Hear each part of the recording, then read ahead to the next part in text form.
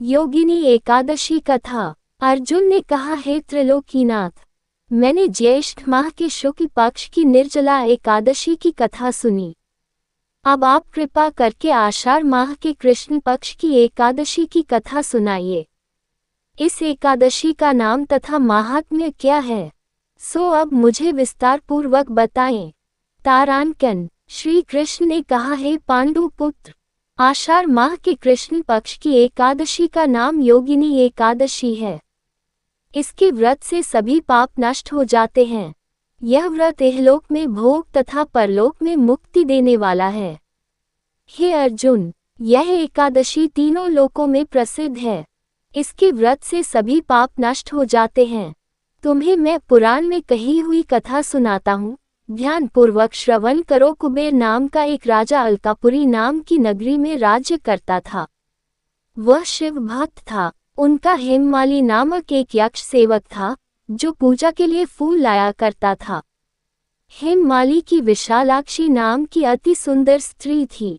एक दिन वह मानसरोवर से पुष्प लेकर आया, किंतु कामासक्त होने के कारण पुष्पों को रखकर अपनी स्त्री के साथ रमन करने लगा।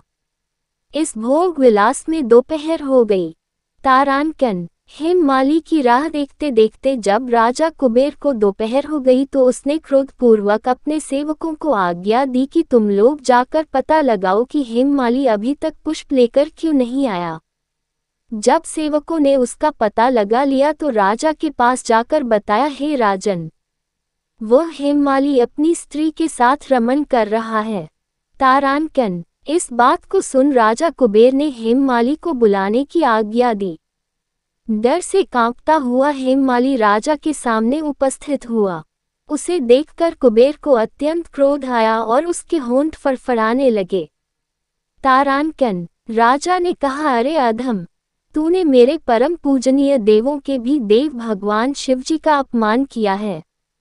मैं तुझे श्राप देता हूँ कि तू स्त्री के वियोग में तड़पे और मृत्युलोक में जाकर कोढ़ी का जीवन व्यतीत करे। तारान्कन। कुबेर के श्राप से वह तत्क्षण स्वर्ग से पृथ्वी पर आ गिरा और कोढ़ी हो गया। उसकी स्त्री भी उससे बिछड़ गई। मृत्युलोक में आकर उसने अनेक भयंकर कष्ट भोगे, किंतु शिव की कृपा से उसकी बुद्धि मलिन न हुई और उसे पूर्व जन्म की भी सुध रही। अनेक कष्टों को भोगता हुआ तथा अपने पूर्व जन्म के कुकर्मों को याद करता हुआ वह हिमालय पर्वत की तरफ चल पड़ा। तारान्कन। चलते चलते वह मार्कंडेय ऋषि के आश्रम में जा पहुंचा। वह ऋषि अत्यंत वृद्ध तपस्वी थे। वह दूसरे ब्रह्मा के समान प्रतीत हो रहे थे और उनका वह आश्रम ब्रह्मा की सभा के समान शोभा दे रहा था। ऋषि को देखकर हेममाली वहां गया और उन्हें प्रणाम करके उनके चरणों में गिर पड़ा। तारान्कन। हेममाली को देखकर मार्कंडेय ऋषि ने कहा, तूने कौन से निकृष्ट कर्म किए हैं, जिससे तू कोढ़ी हुआ और भयानक कष्ट भोग रहा है। तारान्कन। महर्षि की बात सुनकर हेममाली बोला, हे मुनिश्रेष्ठ, मैं राजा कुबेर का अनुचर था। मेरा नाम हेममाली है। मैं प्रतिदिन मानसरोवर से फूल लाकर शिव पूजा के समय कुबेर को दिया करता था। एक दिन पत्नी सहवास के सुख में फंस जाने के कारण मुझे समय का ज्ञान ही नहीं रहा और दोपहर तक पुष्प न पहुंचा सका। तब उन्होंने मुझे श्राप दिया कि तू अपनी स्त्री का वियोग और मृत्युलोक में जाकर कोढ़ी बनकर दुख भोग। इस कारण मैं कोढ़ी हो गया हूँ तथा पृथ्वी पर आकर भयंकर कष्ट भोग रहा हूँ। अतः कृपा करके आप कोई ऐसा उपाय बतलाए जिससे मेरी मुक्ति हो। तारान्कन। मार्कंडेय ऋषि ने कहा, हे हेममाली, तूने मेरे सम्मुख सत्य वचन कहे हैं, इसलिए मैं तेरे उद्धार के लिए एक व्रत बताता हूँ।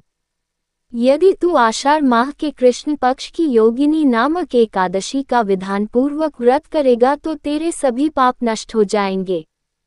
तारान्कन। महर्षि के वचन सुन हेममाली अति प्रसन्न हुआ और उनके वचनों के अनुसार योगिनी एकादशी का विधानपूर्वक व्रत करने लगा। इस व्रत के प्रभाव से अपने पुराने स्वरूप में आ गया और अपनी स्त्री के साथ सुखपूर्वक रहने लगा। तारान्कन। हे राजन, इस योगिनी एकादशी की कथा का फल 88 सहस्र ब्राह्मणों को भोजन कराने के बराबर है। इसके व्रत से सभी पाप नष्ट हो जाते हैं और अंत में मोक्ष प्राप्त करके प्राणी स्वर्ग का अधिकारी बनता है। तारांकन कथा सार। मनुष्य को पूजा आदि धर्म में आलस्य या प्रमाद नहीं करना चाहिए, अपितु मन को संयम में रखकर सदैव भगवान की सेवा में तत्पर रहना चाहिए।